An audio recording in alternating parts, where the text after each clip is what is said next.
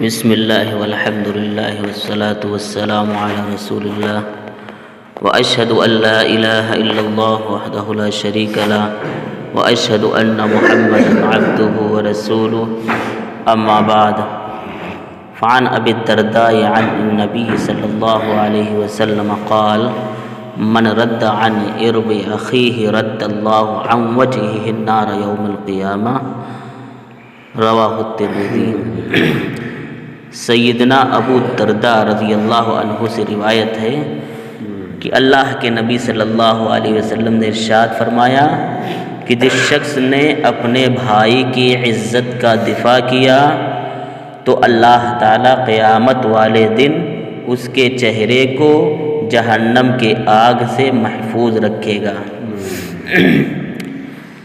جس طرح غیبت کرنا حرام ہے اسی طرح غیبت سننا حرام ہے، نیز غیبت کرنے والے کو روکنا اور مسلمان کی پیٹھ پیچھے اس کی عزت کا دفاع کرنا فرض ہے، کیونکہ جس طرح زبان کے اعمال کے بارے میں سوال جواب ہوگا اسی طرح کانوں کے عمل کے بارے پر بھی سوال جواب ہوگا۔ اللہ رب العالمین نے ارشاد فرمایا ان السمع والبصر والفؤاد کل اولئک کان عنہ مسئولا، کہ یقیناً کان، آنکھ اور دل ہر ایک کے بارے میں سوال کیا جائے گا۔ ایک دفعہ رسول اللہ صلی اللہ علیہ وسلم عتبان بن مالک رضی اللہ عنہ کے گھر گئے۔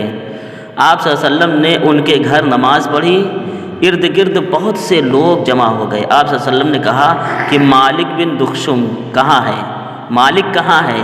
ایک آدمی کہنے لگا وہ تو منافق ہے، اللہ اور اس کے رسول سے اسے کوئی محبت نہیں ہے۔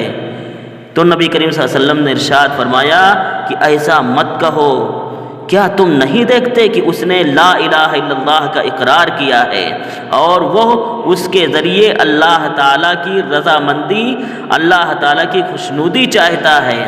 بلا شبہ اللہ تعالیٰ نے اس شخص کو جہنم پر حرام کر دیا ہے جس نے اللہ کی رضامندی کی خاطر لا الہ الا اللہ کہا۔ اس حدیث سے پتہ چلا کہ ایک شخص نے مالک نامی ایک شخص کی غیبت کی کہ وہ منافق ہے، وہ اللہ اور اس کے رسول سے محبت نہیں کرتا ہے، تو اللہ کے نبی صلی اللہ علیہ وسلم نے اس کی بے عزتی کا جواب دیتے ہوئے کہا کہ نہیں، ایسی بات نہیں ہے، ایسی بات مت کیا کرو اور کسی کی بے عزتی مت کیا کرو۔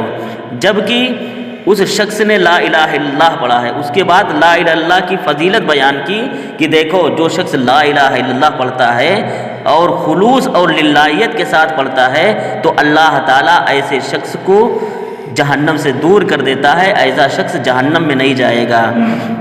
تو اللہ کی رضا کے لیے اس شخص نے لا الہ الا اللہ پڑھا ہے۔ تو اللہ کے نبی صلی اللہ علیہ وسلم نے ایک شخص کی بے عزتی ہو رہی تھی تو اس کی عزت کا دفاع کیا اور اس کی بے عزتی کا جواب دیا کہ دیکھو وہ ایسا نہیں ہے۔ تو ایسا کرنے سے لوگ غیبت کرتے ہیں ایک دوسرے کی، اس سے ماحول خراب کرتا ہے۔ آج ہم نے ان کی غیبت کی، انہوں نے کل ہماری غیبت کی، پھر بڑھتا بڑھتا معاملہ انہوں نے ان کی، انہوں نے ان کی، ایسے ماحول خراب ہوتا ہے، ایسا فتنہ و فساد برپا ہوتا ہے۔ دیکھیے ایک اور حدیث دیکھیے کہ کعب بن مالک رضی اللہ تعالی عنہ کے بارے میں ہے کہ جب غزوہ تبوک سے پیچھے رہ گئے، نبی کریم صلی اللہ علیہ وسلم جب تبوک میں لوگوں کے ساتھ تشریف فرماتے تو آپ صلی اللہ علیہ وسلم نے کہا کہ کعب بن مالک کا کیا کیا؟ کعب بن مالک نے کیا کیا؟ بنو سلمہ کے ایک آدمی نے کہا کہ اے اللہ کے رسول، اس کو اس کی دونوں چادروں اور اس کے دونوں کناروں پر نظر کرنے نے روک دیا۔ یعنی وہ شخص یعنی کعب بن مالک یہ جو ہیں یہ خود پسند آدمی ہیں، ان کے اندر تکبر پایا جاتا ہے، ان کے اندر بڑکپن پایا جاتا ہے۔ تو معاذ بن جبل رضی اللہ تعالیٰ عنہ نے کہا کہ تم نے بہت بری بات کی ہے، کہا تم نے بہت بری بات کی ہے، اللہ کی قسم اے اللہ کے رسول، ہم تو اس کے بارے میں صرف خیر ہی جانتے ہیں۔ بس رسول اللہ صلی اللہ علیہ وسلم خاموش رہے۔ یہاں پر ایک شخص نے کعب بن مالک رضی اللہ تعالیٰ عنہ کی بے عزتی کی تو معاذ بن جبل رضی اللہ تعالیٰ عنہ نے اس بےعزتی کا جواب دیا، ان کی عزت کا دفاع کیا کہ نہیں ایسی بات نہیں ہے، وہ متکبر آدمی نہیں ہے، وہ خود پسند آدمی نہیں ہے، وہ ایسے ویسے آدمی نہیں ہے، بلکہ وہ تو اچھے اور بھلے آدمی ہے، وہ تو ٹھیک ٹھاک آدمی ہے۔ تو کسی کی غیبت کرنا اور کسی کے بارے میں بری باتیں معاشرے میں پھیلانا یہ بہت بری بات ہے، اور جو شخص ان بری باتوں کا جواب دیتا ہے کہ نہیں فلاں شخص ایسا نہیں ہے، اس طرح کی اس کے اندر حرکت نہیں ہے، تو ایسا کہنا گویا کہ آپ اپنے آپ کو جہنم کی آگ سے بچا رہے ہیں، آپ اپنے آپ کو جہنم کی آگ سے دور کر رہے ہیں۔ تو کسی کی عزت کا دفاع کرنا یہ ایک بہتر عمل ہے، مستحب عمل ہے، درست عمل ہے۔ تو ایسے ہمیں کام کرنا چاہیے معاشرے کے اندر جو اچھے ہوں، درست ہوں۔ ایک شاعر جو ہے عربی کا شاعر ہے، وہ کہتا ہے کہ جس کا مطلب یہ ہے کہ قبیح اور بری باتیں سننے سے اپنے آپ کو بچاؤ، بری باتوں کو سننے سے اپنے آپ کو بچاؤ۔ جس طرح تم بری باتیں اور قبیح باتیں کرنے سے بچتے ہو، اس لیے قبیح اور بری باتوں کو سننا، قبیح اور بری باتیں کہنے والے کے ساتھ شریک ہونا ہے، یعنی اس کے ساتھ ہی رہنا ہے۔